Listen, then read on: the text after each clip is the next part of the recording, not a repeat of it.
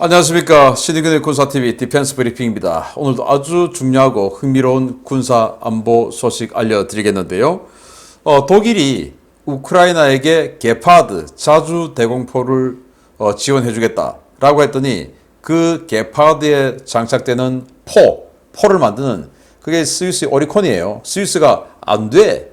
라고 했어요. 왜? 우리는 영세중립국이니까. 그랬더니 독일이 웃기지 마. 우리는 지원해 줄 거야. 이렇게 해서 지원을 한다고 하는데 문제는 탄이 없어요. 그런데 또 탄을 어딘가에서 공급받아 오는데 여기에 또 아주 재밌는 에피소드가 있습니다. 어떤 건지 알려드리겠고, 그리고 우크라이나가 이 영토방위군, 즉 그 향토예비군이죠. 이 영토방위군에 60년 된 대전차포를 배치를 해줘서 이 60년 된 대전차포가 어마어마한 전과를 올리고 있다고 포브스가 보도를 했는데 어떤 내용인지 보겠습니다. 우크라이나가 영토방위군을 무장시키기 위해 구소련 시대의 유물인 구형 대전차포를 창고에서 꺼내 운용 중이며 이 대전차포가 러시아군의 전차를 상대로 상당한 활약을 하고 있다는 소식입니다. 1세대 전차용 주포에도 박살나는 3세대 전차. 도대체 러시아군의 전차는 어떻게 만들어진 것인지 정말 궁금합니다. 개전 이후 눈부신 활약을 보여주고 있는 우크라이나 영토방위군은 전쟁 발발 이후 각 지역의 여단에 자원 입대한 시민들로 구성되어 있으며 이들은 최소한의 훈련과 장비로도 자신들의 삶의 터전을 훌륭하게 지켜내고 있다고 포브스가 현지 시각 5월 1일 보도했습니다. 포브스는 그들에게는 제식 전투복이나 장구류, 차량과 통신기기조차 주어지지 않았고 중화기는 말할 것도 없이 부족하지만 그렇다고 해서 그들의 화력이 러시아군에게 절대적으로 열세 있는 것은 아니다 라며 최근 우크라이나 영토방위군이 광범위하게 운용 중인 구형 MT-12 100mm 견인식 대전차포를 소개했습니다.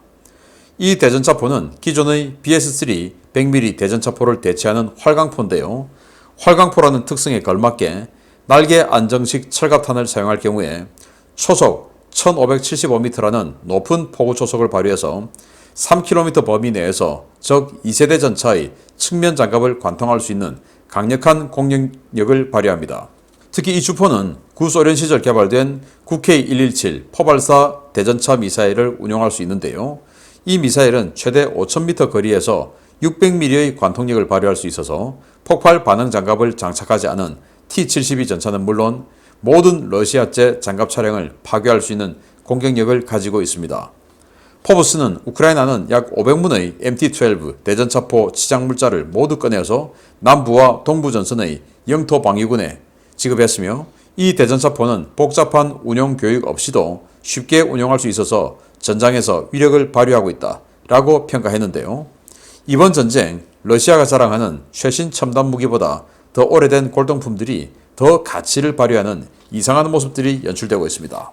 이런 거 보면 러시아제 무기가 문제가 아니고 러시아 사람, 러시아 군인이 문제인 건 아닐까요? 뭐 이것도 구소련 시절에 만든 거예요. 60년 된 대전차포. 그러니까 100mm 전차포 그걸 떼내서 이렇게 견인식으로 끌고 다니게끔 만들어 놓은 거예요. 그리고는 여기에 이제 이렇게 돌리고 이렇게 돌려서 이제 평각, 사각 이렇게 조정하는데 그러면서 여기 지금 방패를 조금 뜯어놨지 않습니까? 이렇게 제끼고 또 이렇게 제끼고 자 이렇게 해서 사람이 이제 쳐다보면서 목측식으로 이렇게 돌려서 조준을 하는 거예요. 그리고는 100mm 전차포를 쏘는 건데 이게 지금 굉장히 많은 전과를 올리고 있다라고 하는 거예요. 포브스의 제목은 60년 된 대전차포가 러시아 3세대 전차를 잡았다라는 거예요. 3세대 전차 바로 T-72 이야기인데 T-72가 전면에 반응장갑, 콘탁트 반응장갑이 없다면 이거 뚫리죠. 600mm 관통력이 있다고 하니까. 그래서 그런 이 재밌는 기사가 포브스에 나왔는데 자 이걸 영토 방위군들이 그럼 어떻게 운영하나? 아니 이거 그냥 저기 방역탄 날리면 바로 죽지 않습니까? 그런데 이걸 참호 같은데 아주 딱 숨겨놓고 그래서 포신만 살짝 드러낸 상태에서 또 위에도 위장하고 자 이렇게 해서 이제 딱 포를 보고 있다가 적의 진격로 또 이 방어선 이쪽에 이제 적의 전차나 장갑 차량들이 오면 쏘는 것이죠. 그래서 이제 만약에 적의 전차들이 아군을 향해서 포신을 돌린다. 그럼 놔두고 도망가는 겁니다.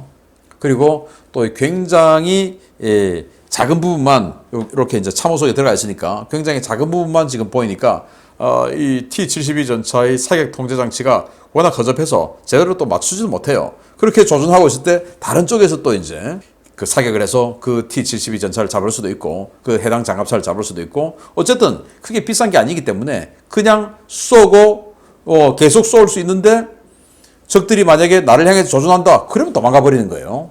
이런 식으로 운용을 한다는 겁니다. 정말 이 100mm 전차포 가지고 구형의 전차포, 대전차포죠. 오직 대전차, 즉 전차만, 장갑차만 잡을 수 있는 그런 건데 이거 가지고 이렇게 놀랍도록 어떤 기동 축선, 또 마을 이런 것들을 지켜내고 있는 우크라이나 군 보면 정말 대단하다라는 생각이 드네요. 두 번째입니다. 우크라이나에 50문의 게파드 자주 대공포를 보내기로 했다가 게파드 자주 대공포의 주포인 35mm 기관포 원 생산국인 스위스의 거부권 행사로 곤란을 겪고 있는 독일이 스위스 정부의 통보를 무시하고 우크라이나에 게파드를 넘기기로 했다는 소식입니다. 독일이 이를 위해 브라질에 긴급 탄약 판매 요청을 했습니다. 독일 정부가 우크라이나에 공유할 50문의 게파드 자주 대공포 시스템의 탄약 확보를 위해 브라질 정부에 긴급 탄약 판매 요청서를 보냈으며 현재 독일과 브라질 양국이 이 문제를 협의 중이라고 스페인어권 방산 전문 매체 인포 디펜사가 현지 시각 5월 2일 보도했습니다. 인포 디펜사는 독일은 우크라이나에 중무기를 공급하라는 국제사회의 강력한 압박에 시달리다가 결국 게파드 1A2 자주 대공포를 넘기기로 결정했다라며 문제는 독일군의 게파드 자주 대공포를 위한 탄약 재고가 없다는 것이다 라며 현 상황을 설명했습니다. 독일은 스위스 오리콘사의 35mm 기관포를 2연장으로 묶은 게파드 자주 대공포를 1969년부터 본격적으로 배치하기 시작해 377문을 보유했었는데요. 냉전 붕괴 이후 자주 대공포의 필요성이 사라지자 2010년 마지막 남은 게파드 부대를 해체하면서 보유분 전량을 퇴역 조치한 바 있습니다.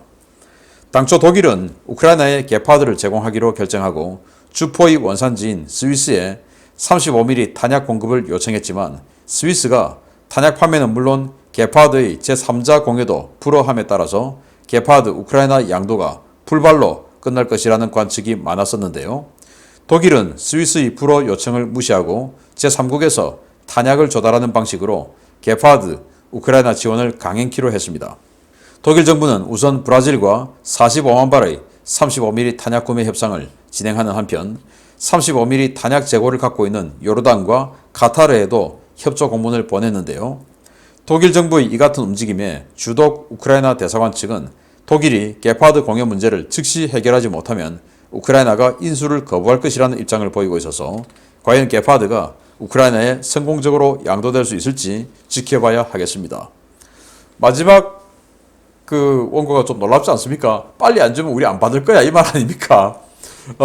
그게 좀 이런 또 사유가 있을 것 같아요. 제가 이제 유추를 해보자면 빨리 주려면 주고 뭐 빨리 안 주려면 안 받으려다 라고 하는 게 뭐냐? 이 게파드 자주 대공포는 레이더를 가지고 이제 적을 탐지하고 추적하고 사격을 한 방식이죠. 여기 이제 레이더가 보이는데 이 레이더는 Q밴드, KU밴드의 특성을 가지고 13km의 적을 탐지하고 추적할 수 있어요.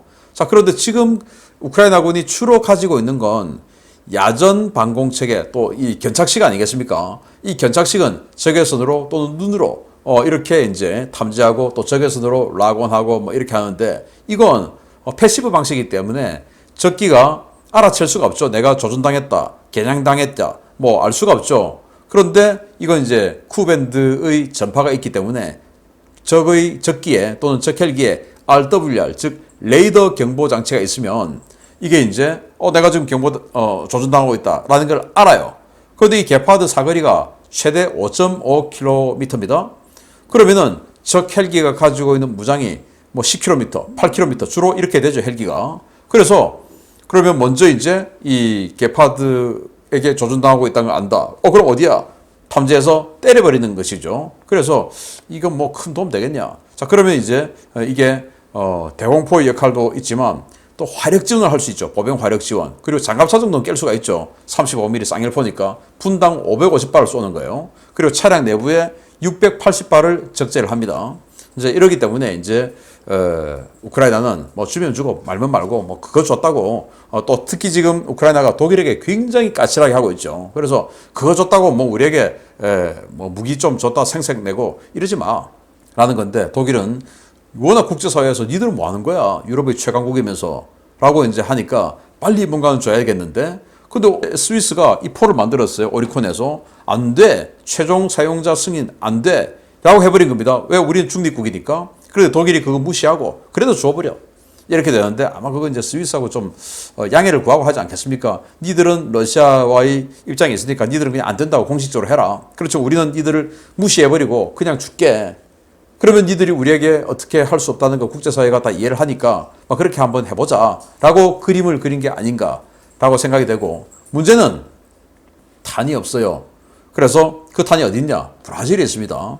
브라질이 리우 올림픽 했지 않습니까? 그 리우 올림픽 할 때 방공무기들이 있어야 되는데 없어요. 그래서 당시 독일이 퇴역하는 이 게파드 자주대공포 30문을 긴급 구매를 했고 여기에 탄약을 또 구매를 한 겁니다. 그래서 다 갖다 줘버렸어요. 근데 리우 올림픽에 뭐 브라질이 뭐 방공할 일이 있겠습니까? 그냥 그대로 있었던 거죠. 그거 빨리 다시 돌려다오. 그래서 아마 브라질이 마진을 잔뜩 붙여서 팔지는 않을까라는 생각이 드는데 그러나 45만 발 금방 쓰죠. 그러니까 아마 스위스의 오리콘에 또 부탁을 해서 다시 추가 생산해서 독일이 그걸 사서 또 스위스 무시하고 우크라이나에 갖다 주는 후속 군수 지원은 그렇게 하지 않을까라는 생각이 듭니다. 아무튼 독일이 국제적인 비난을 받지 않기 위해서 나름 이렇게 노력을 하는데 우크라이나 그동안 이 개전 초의 감정 좀 접어두고 좀 봐주고 그냥 주는 거 받으면 어떨까라는 생각을 해봅니다. 게파드 자주대공포 알려드렸습니다. 마치겠습니다. 감사합니다.